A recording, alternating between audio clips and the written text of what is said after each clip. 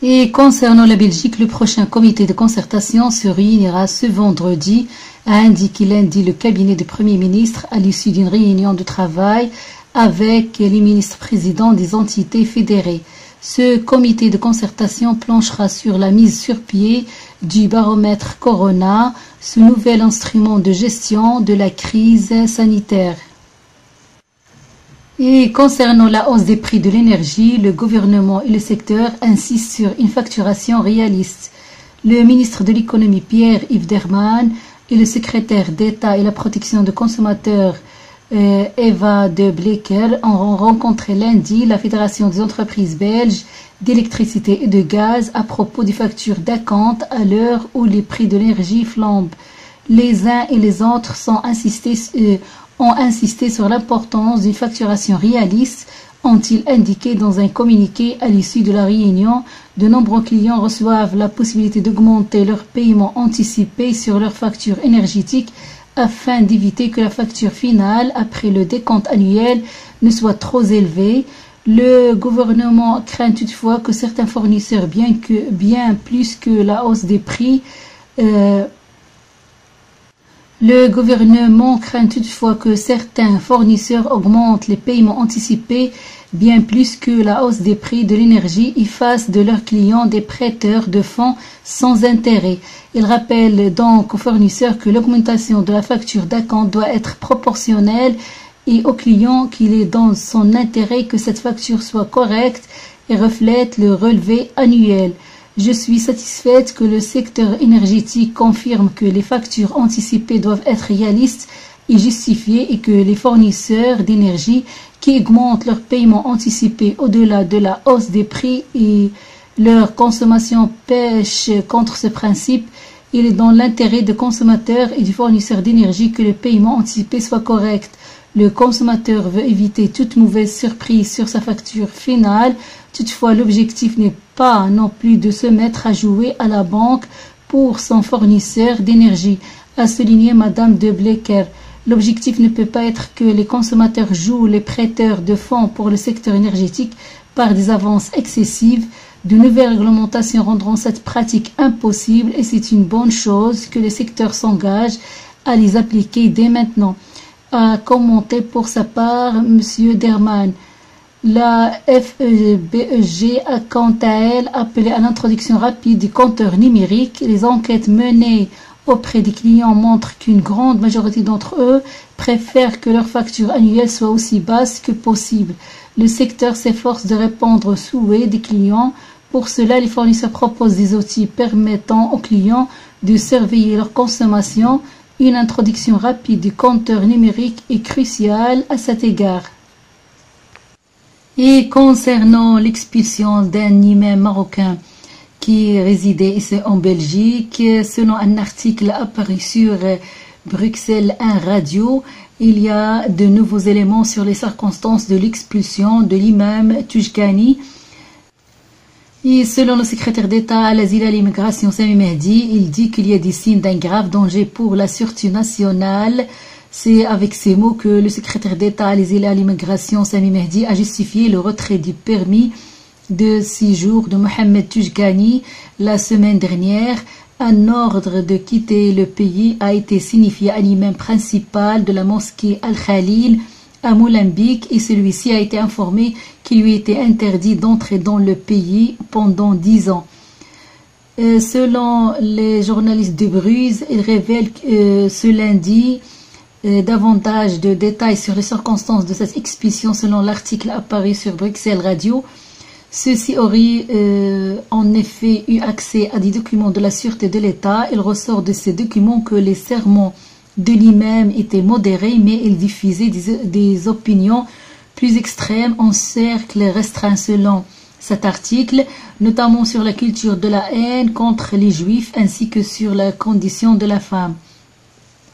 De plus, selon toujours les documents de la sûreté de l'État, de plus, il entretiendrait des contacts avec des personnalités extrémistes, parmi lesquelles des personnes condamnées à l'étranger pour des attentats. La sécurité de l'État fait également état d'espionnage.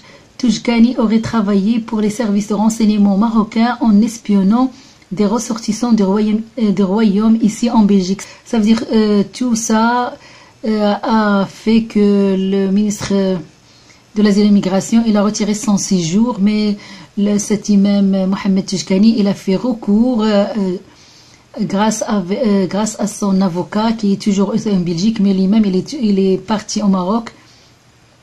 Et l'avocat de Mohamed Toujkani a introduit un recours devant le Conseil de contentieux des étrangers contre cette expulsion. Car selon l'avocat de Mohamed Toujkani, imam principal de la mosquée Al-Khalil à Molenbeek, il a introduit un recours devant le Conseil de contentieux des étrangers contre la décision du secrétaire d'État à l'asile et à l'immigration Sami Mehdi qui a retiré son séjour au mois d'octobre. Donc cet avocat il a indiqué qu'il déposera également une plainte auprès du comité organe de contrôle des services de renseignement. Pour justifier sa décision, le secrétaire d'État a invoqué les informations venant du service de sécurité sans donner plus de précisions. Selon l'avocat, il serait question d'un rapport de la sûreté de l'État. Or, le seul rapport connu par l'avocat, Madame Georges-Henri Bautier, est celui que contient le dossier de demande de la nationalité belge de Mohamed Toujkani. Selon le soir, ce document reproche à l'intéressé de nationalité marocaine d'avoir contribué à la diffusion d'idées extrémistes en Belgique, notamment par des discours antisémites. Or, le tribunal de la famille de Bruxelles n'a pas retenu ces arguments, les jugeant insuffisamment étayés. Le contenu d'une vidéo de 2009 dans laquelle il est question d'un appel à brûler des sionistes alors que le conflit entre Israéliens et Palestiniens faisait rage à Gaza, lui est reproché. Selon la transcription fournie par l'avocat, les mots suivants ont été prononcés. Seigneur, déverse la frayeur dans le cœur des sionistes oppresseurs, fait que le sang des martyrs soit une arme sous les pieds de l'oppresseur et fait qu'il soit un feu ardent qui les brûle et un vent qui les fustige, fait disparaître leurs factions et leurs étendards.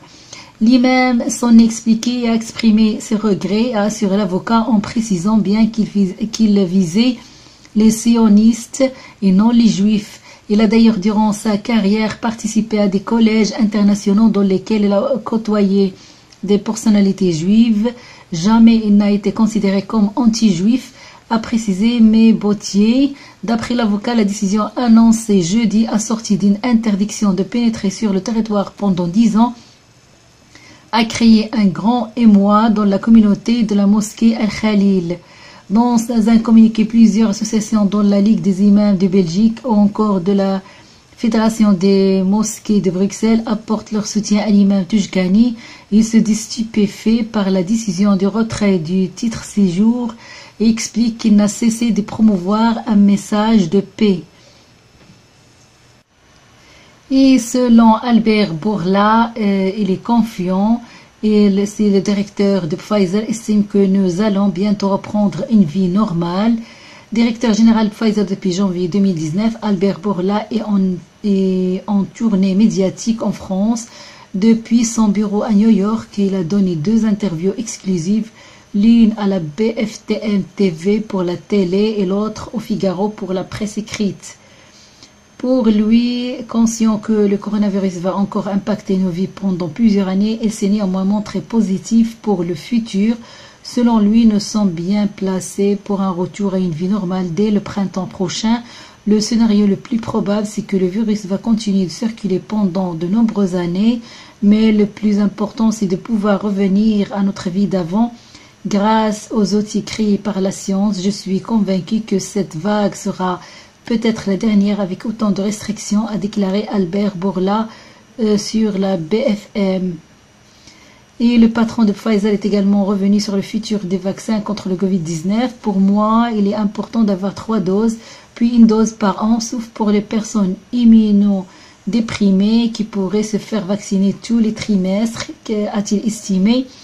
Enfin, Albert Bourla a adressé un message aux personnes non vaccinées. J'aimerais dire à tous les non vaccinés que le Covid n'est pas seulement un risque pour leur vie, mais aussi pour celle de tous ceux qu'ils aiment. Je leur demande d'y réfléchir, a-t-il déclaré au Figaro. Selon le patron de Pfizer, la majorité des non-vaccinés sont fait guider par la peur de l'injection. Seule une minorité d'ultra anti-vax diffuse des fake news. Et concernant le coronavirus en Belgique, voici le bilan du jour. Le nombre de cas continue son augmentation et désormais plus d'une personne sur 3 testée est positif. Parallèlement, si les hospitalisations augmentent légèrement, le nombre de personnes aux soins intensifs et le nombre de décès continue de diminuer. Entre le 8 et le 14 janvier, 26 908 personnes ont été contaminées en moyenne chaque jour, soit 33% de plus que la semaine précédente, selon les derniers chiffres publiés ce matin par l'Institut de santé publique Sciences Ano. L'incidence de ces 14 derniers jours s'élève quant à elle à 2868 nouveaux cas pour 100 000 habitants.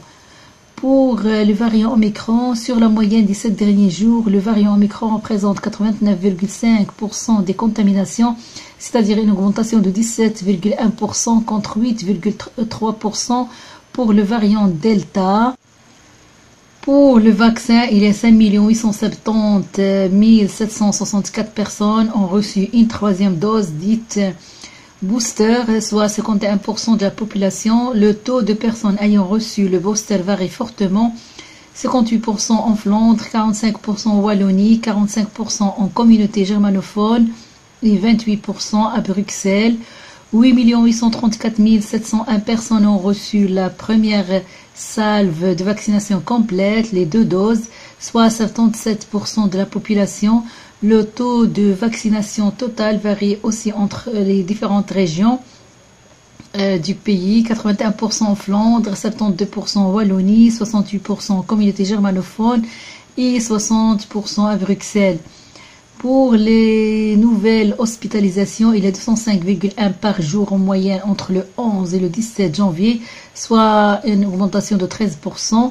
Et pour les sorties, 244,6 par jour en moyenne sur la même période, soit plus de 20%. Total, il y a 2323 lits étaient occupés à l'hôpital par des patients Covid-19 le 17 janvier. C'est-à-dire plus de 18% par rapport à la semaine précédente, dont 396 en soins intensifs. Il y a une diminution par rapport à ce qui était la semaine passée de 10% et 217 sur respiratoire. Il y a aussi une diminution pour les patients sur respirateur. Concernant les décès, entre le 8 et le 14 janvier, près de 21 personnes sont décédées par jour en moyenne des suites de virus, c'est-à-dire c'est une diminution de 14% par rapport à la semaine précédente.